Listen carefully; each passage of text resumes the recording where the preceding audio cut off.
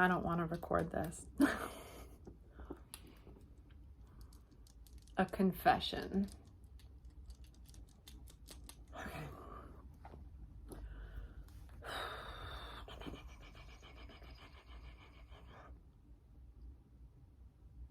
I'm uncomfortable. Okay. 2024 has got to be the year that I break my addiction to watching TV. I'm embarrassed to even talk about this because I don't consider myself a TV watcher. I actively distance myself from identifying as a TV watcher, and I pride myself on not even owning a TV.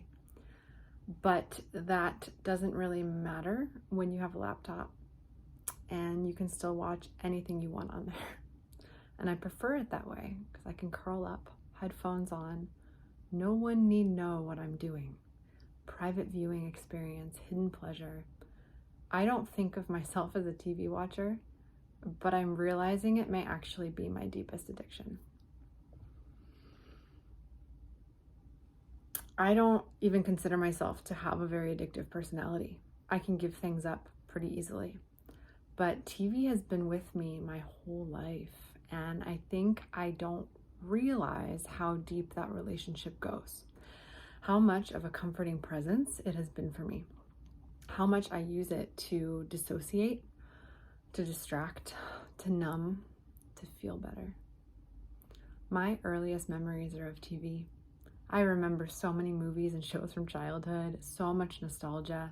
I remember commercials. I remember what we had on VHS. I remember waking up really early in the morning and eating cut up cantaloupe and honeycomb cereal, watching Zoobilee Zoo at my grandma's house. My fondest memory of me and my other grandma is watching Golden Girls in bed. I remember watching certain shows as a family, like all together in the living room. Star Trek, Deep Space Nine. I remember the summers where my days were filled with television, soap operas, The Price is Right, Passions, talk shows, one after the other, all nestled in their individual time slots.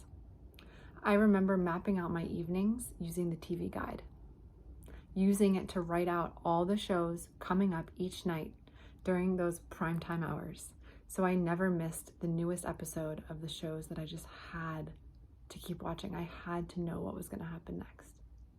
I remember bringing up a collection of musicals, my favorite tapes, to my mom's room when she was dying, as a sort of gift to show her that I knew she was still there in pain, that I still cared.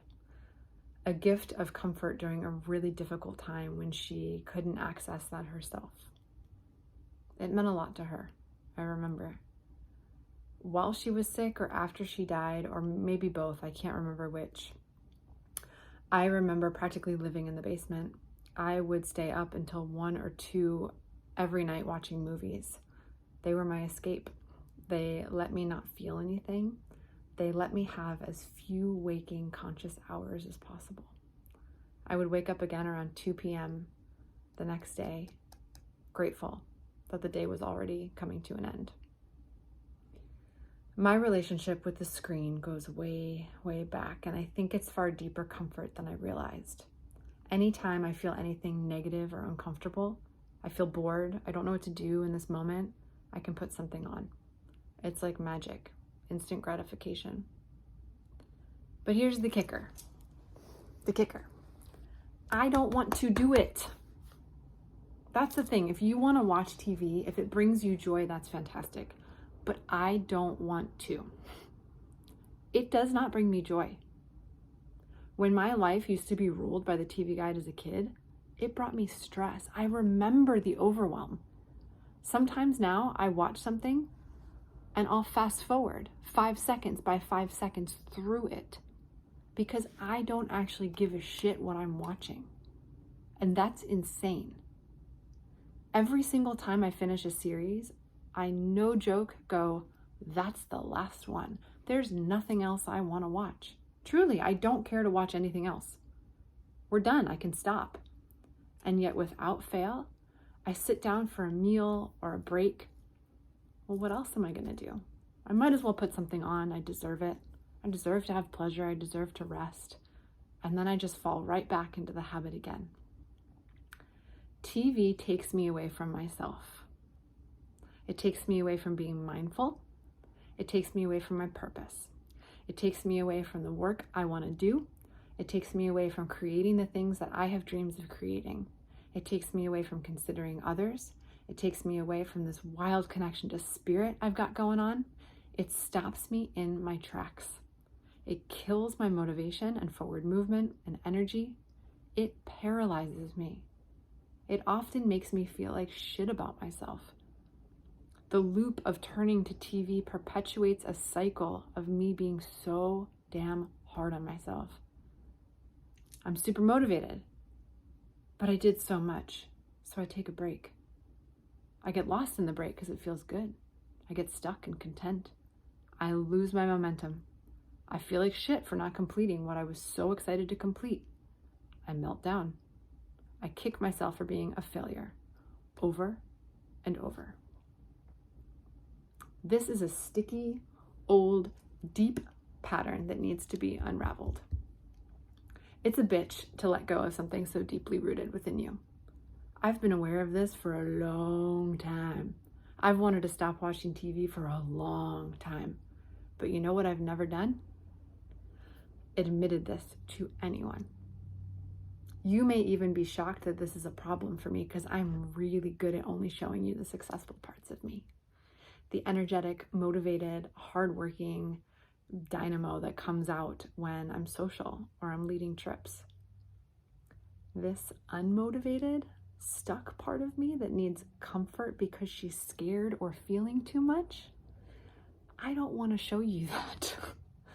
I don't want to admit to you how often I am overwhelmed and scared.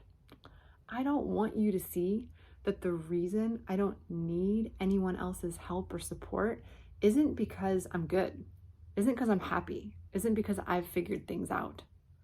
It's because I am always able to turn away from reality, escape my feelings, distract myself until I'm soothed. Not only does TV keep me distance from myself, it keeps me distance from other people. I don't rely on others for help. I rely on distractions and isolation to make myself feel better. In the long run, it doesn't work. The dread, the insecurity, the unknown, the fear, the hopelessness, the boredom, the discomfort, the not knowing what to do about it all, those things don't go away when I watch something. They stay in there, unexamined, unacknowledged. I have to confront these things if I don't want them to control me anymore. I have to pause and reset this programmed behavior within me. I have to learn to turn to myself, to spirit, to nature, to my friends and family, instead of turning to fantasy relationships and false realities. TV, you gotta go. This sounds like the easiest and dumbest resolution to me when I have to write this out or say this out loud. It feels like such a small, insignificant commitment, such a tiny sacrifice to make, such a stupid thing to struggle with. I feel the privilege oozing out of me right now.